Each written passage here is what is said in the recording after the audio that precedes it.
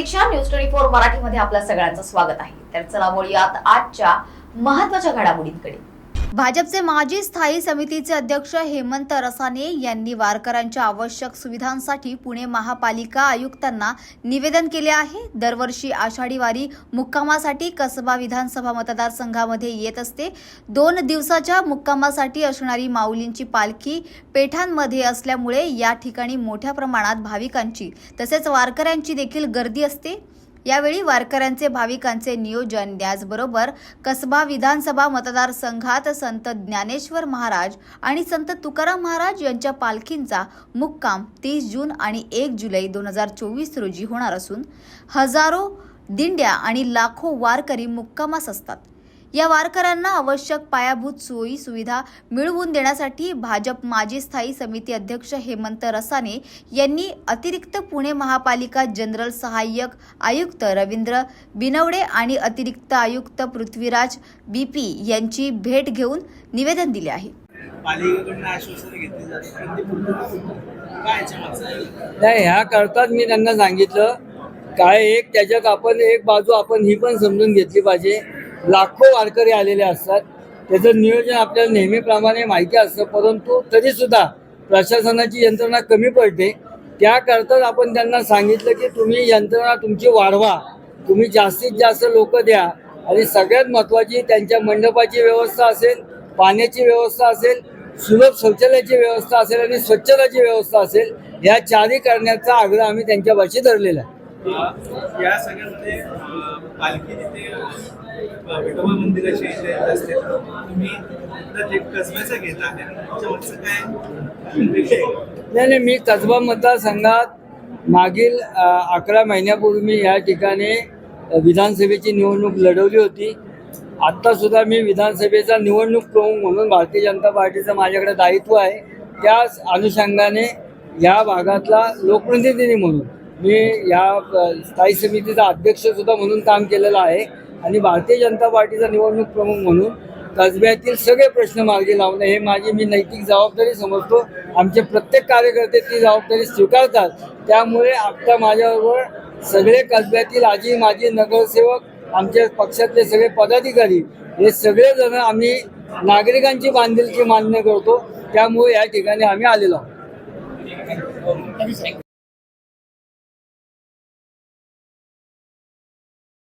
नाना पटोले महाराष्ट्रातील काँग्रेस पक्षाचे नवीन हुकुमशहा आहे अशी टीका मनीषा कायंदे यांनी केली आहे। त्याचबरोबर काँग्रेस प्रदेशाध्यक्ष नाना पटोले यांचे चिखलाने माखलेले पाय चक्क पक्षातील कार्यकर्त्यांनी हाताने धुतल्याचा प्रकार अकोला जिल्ह्यातील वाडेगाव येथे समोर आला आहे। लोकसभेत चुकीचा अपप्रचार करून मिळालेल्या यशाची मस्ती नाना पटोले यांच्या या कृतीतून दिसून आली आहे। पालखी सोहळ्यासाठी वडेगावला गेलेल्या नाना पटोले यांनी चिखलात माखलेले पाय एका सामान्य काँग्रेसच्या कार्यकर्त्यांकडून धुवून घेतले। यावरून आजही काँग्रेसमध्ये हुकुमशाही आहे याची प्रचिती झाली आहे।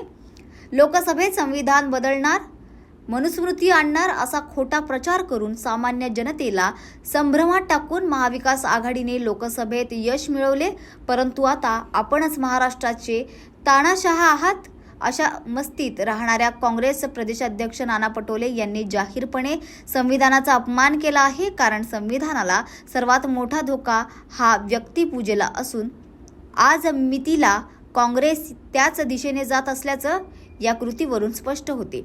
नाना पटोले यांनी आपल्या काँग्रेस प्रदेशाध्यक्ष पदाचा राजीनामा देऊन संविधानाचा अभ्यास करण्यासाठी मोठी सुट्टी घ्यावी असा टोलाही त्यांनी यावेळी लगावला आहे। काँग्रेसचे प्रदेश अध्यक्ष नाना पटोले यांचा एक व्हिडिओ समोर आला आहे आणि त्याच्यावरून त्यांचं जे सतत संविधान बचाव, संविधान खतरे में है, शाहू फुले आंबेडकरांचा महाराष्ट्र हे सगळं बोलण्यापुरतं ठीक आहे, परंतु एका कार्यकर्त्याकडून चक्क त्यांनी पाय धुवून घेतले। अहो नाना, तुम्हाला काहीतरी जनाची नाही तरी मनाची तरी ठेवा। आणि तुम्ही आमच्यावर दोषारोप करतात, माननीय मोदीजींवर दोषारोप करतात की संविधान बदलणार। हेच तुमचं एका व्यक्तीबद्दलचं प्रेम किंवा माणुसकीला मी तर म्हणते काळीमा फासण्यासारखं आहे की तुम्ही एखाद्या कार्यकर्त्याकडनं पाय धुवून घेताय। तुम्ही त्याला थांबवायला पाहिजे होतं। किती त्या कार्यकर्त्याचं तुमच्यावर प्रेम असलं आणि तरी तुमचे पूर्वी पण असेच फोटो आलेले होते हो, कुठल्या तरी महिलेने पाय धुतल्याचे वगैरे, लोक विसरत नाहीत। परंतु हे तुम्हाला खरं तर नाना पटोले यांनी काँग्रेसच्या राजीनामा दिला पाहिजे त्यांच्या अध्यक्षपदाचा, अशी या ठिकाणी मी मागणी करते.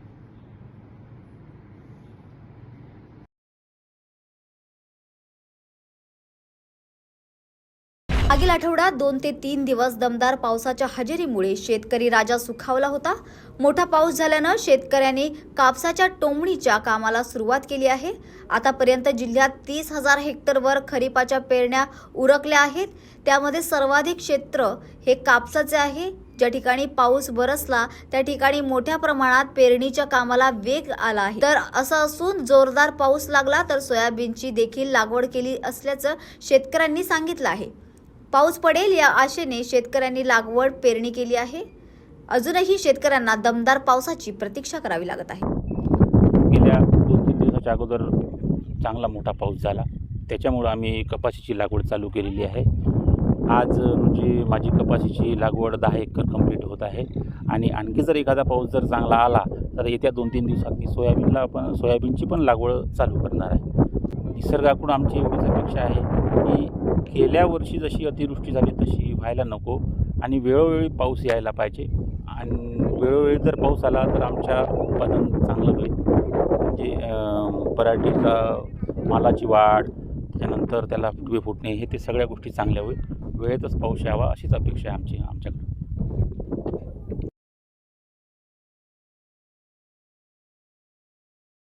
खऱ्या शिवसैनिकांचा उद्या वर्धापन दिन आहे असा टोला एकनाथ शिंदे यांनी लगावला आहे. त्याचबरोबर पत्रकारांशी बोलताना ते म्हणाले की टॅक्सी आणि रिक्षा चालकांसाठी आपण कल्याणकारी मंडळ निर्माण केलं आहे.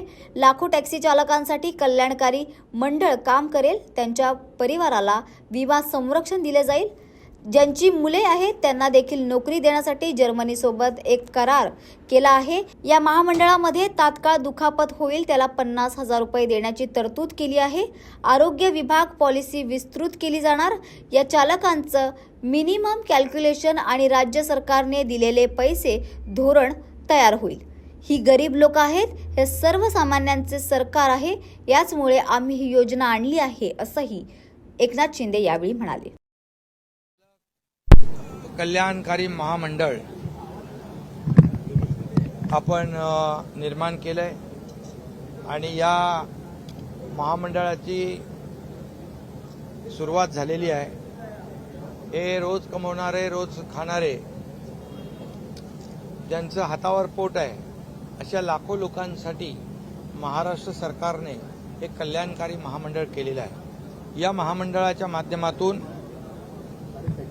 परिवाराचं विमा संरक्षण, त्यांना मोफत उपचार, त्याचबरोबर त्यांच्या मुलांचं शिक्षण, त्यांच्या मुलांना स्कॉलरशिप, त्यांच्या मुलांना उच्च शिक्षण घ्यायचं असेल तर योजना, त्याचबरोबर प्रशिक्षण, स्किल डेव्हलपमेंटच्या माध्यमातून प्रशिक्षण दिलं जाईल. त्यांना नोकऱ्या दिल्या जातील. देखील त्यांना स्वतःचा रोजगार करता येईल, व्यवसाय करता येईल.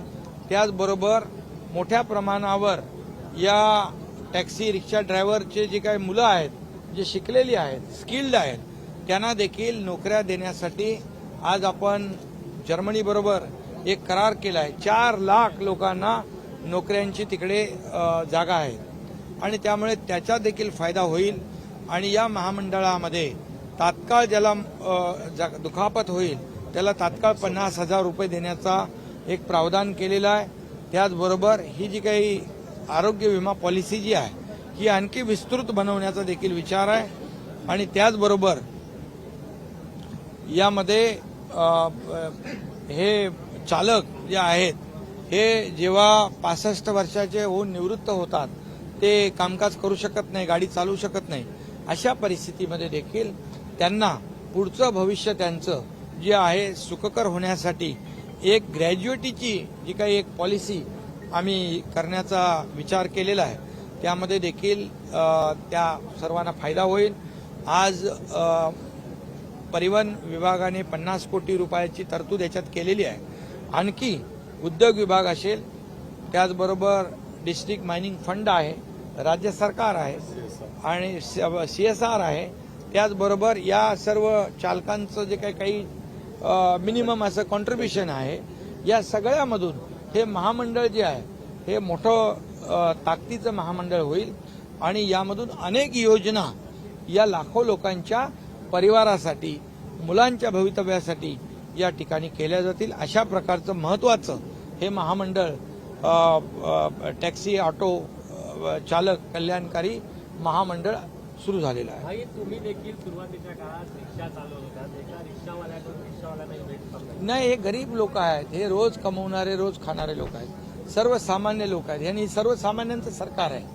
हे सर्वसामान्यांचं सरकार आहे, शेतकऱ्यांचं, कष्टकऱ्यांचं, हे रोज कमवणाऱ्यांचं, रोज खाणाऱ्यांचं, हातावर पोट भरणाऱ्यांचं आणि त्याचबरोबर महिला भगिनींचं, युवकांचं. आणि त्यामुळे या आमच्या सरकारमध्ये सर्वांना न्याय देण्याचं काम आमचं सरकार करतंय आणि त्याचाच एक भाग आहे. त्यासाठी देखील यामध्ये स्वतःच्या पायावर उभं राहण्यासाठी जी योजना आहे ती देखील योजना याच्यामध्ये समाविष्ट आम्ही करतोय, जेणेकरून स्वतःचा रोजगार देखील, व्यवसाय देखील त्यामध्ये करता येईल. भाई, आपण जर बघितलं तर स्मारकाचा मुद्दा सध्या होतोय. बाळासाहेब ठाकरेंच्या स्मारकाच्या ठिकाणी काही उभाटाचे नेते जाऊन बघून आले आहेत. नेमकं त्यांना काय सिद्ध करायचं?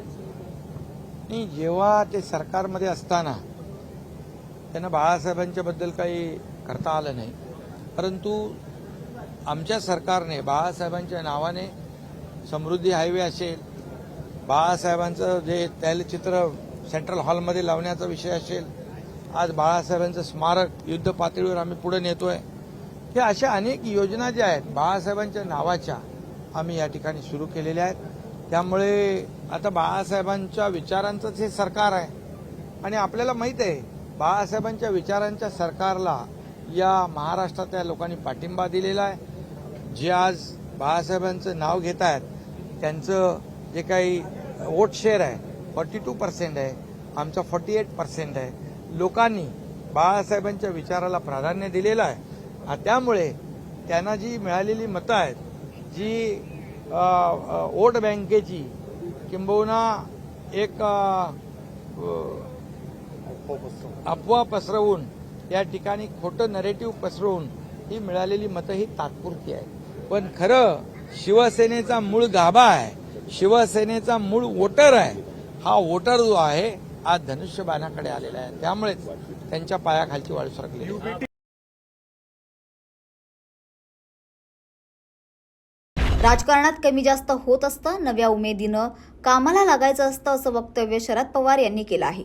त्याचबरोबर पक्षाच्या वतीनं 10 जागी निवडणूक लढलो, 8 ठिकाणी लोकांनी उमेदवार निवडून दिले आणि लोकांनी कळवून दिलं की हे वातावरण बदललं आहे.